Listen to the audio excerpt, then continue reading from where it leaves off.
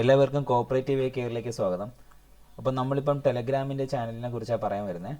അപ്പോൾ നമുക്ക് ഇവിടെ ഡെയിലി എക്സാം നടക്കാൻ പോകുന്ന എക്സാമിൻ്റെ ഡെയിലി ടോപ്പിക്ക് നമ്മളിവിടെ കൊടുത്തിട്ടുണ്ടായിരിക്കും. ഒരു 25 മുതൽ 30 ക്വസ്റ്റ്യൻസ്, ചിലപ്പോൾ 40 ക്വസ്റ്റ്യൻസ്, അത് ക്വസ്റ്റ്യനർ അനുസരിച്ചിരിക്കും. അപ്പോൾ ഷാർപ്പ് ടൈം 9 മണിക്ക് നിങ്ങൾ എന്ത് ചെയ്യണം? ജോയിൻ ചെയ്തിരിക്കണം കേട്ടോ.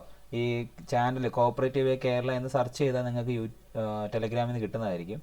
അതേപോലെ തന്നെ എവിടെയാണ് നമ്മൾ എക്സാം കണ്ടക്ട് ചെയ്യുന്നത്, നമ്മൾ കെയർ ഓഫ് എഡ് എക്സാം എന്ന് പറഞ്ഞ് നിങ്ങൾ ടെലഗ്രാമിൽ സെർച്ച് ചെയ്താൽ നിങ്ങൾക്ക് നമ്മുടെ മറ്റൊരു ചാനൽ ലഭിക്കും. ആ ചാനലിനകത്താണ്, ആ ഗ്രൂപ്പിനകത്താണ് നമ്മൾ എക്സാം നടത്തുന്നത്.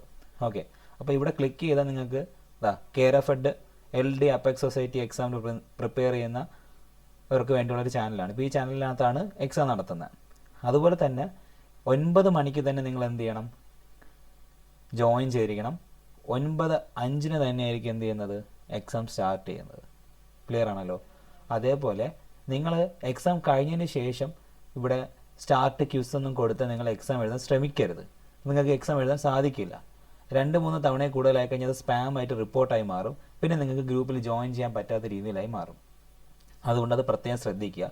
നിങ്ങൾ കൃത്യം പറയുന്ന സമയത്ത് തന്നെ പരീക്ഷ എഴുതുക.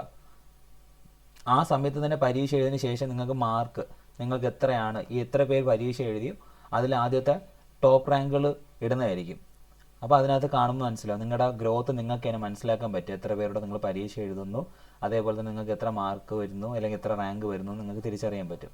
അപ്പോൾ നമ്മളൊരു ചെറിയൊരു കോമ്പറ്റീഷൻ നിങ്ങൾക്ക് ഇടയിൽ ഉണ്ടാക്കാൻ വേണ്ടിയാണ് ഇങ്ങനെ ഒരു ചെറിയ രീതിയിൽ എക്സാം നടത്തുന്നത്. ഒരു കൂടിപ്പോയി നിങ്ങൾക്ക് നിങ്ങളുടെ സമയത്ത് നിന്ന് കൂടിപ്പോയി ഒരു 5 മിനിറ്റ് പോലും എടുക്കത്തില്ല ഇങ്ങനെ ഒരു പരീക്ഷ നടത്താൻ. 1 സെക്കൻഡ് 30 സെക്കൻഡ് സമയമേ ഉള്ളൂ ഒരു ക്വസ്റ്റിന്.